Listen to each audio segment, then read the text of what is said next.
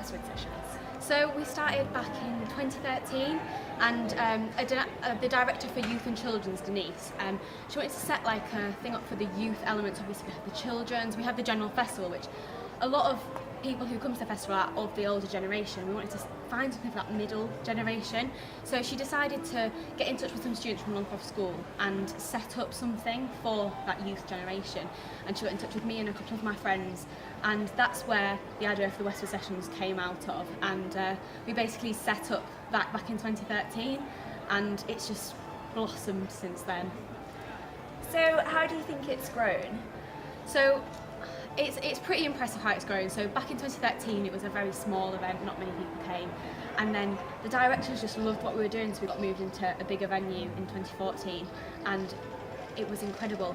Just from that event, the amount of audience we got, the amount of new performers we got, we were able to develop the Westwood Sessions into something that was an all year round event.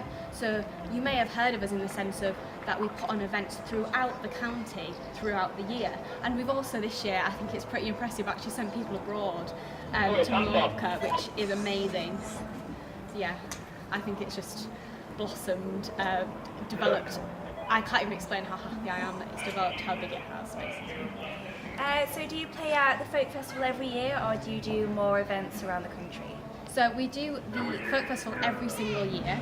So we've done that since 2013, as I said before.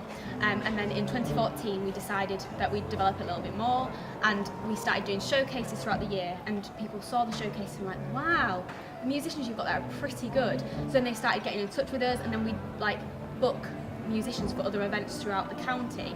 And then we've actually had, rather than booking musicians throughout the country, they've actually got in touch with us and been like, someone from London last year came up to the festival, this year we've got a few from Cumbria. Like, they hear about us and they're like, wow, like we get the opportunity to perform at Beverley Folk Festival, this sounds amazing. And they get in touch with us, and then we put them on at the festival, which is a really great experience for everyone involved.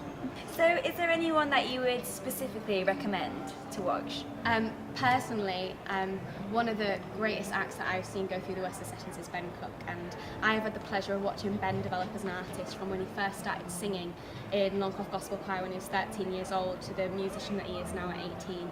And watching that development is absolutely incredible, and I see it as such an honour, and we see so many of these musicians go through, and Ben is at the top of his game right now, so he's definitely one to watch. And recently we've had, in the past couple of years, we've had Elizabeth Pickering come through, and she's absolutely phenomenal. And then also this last year, a student from East Ryan College, Jack Parker, has come through the ranks, and he is just great. He's such a character, and we absolutely love all of the musicians that come through the Westwood Sessions.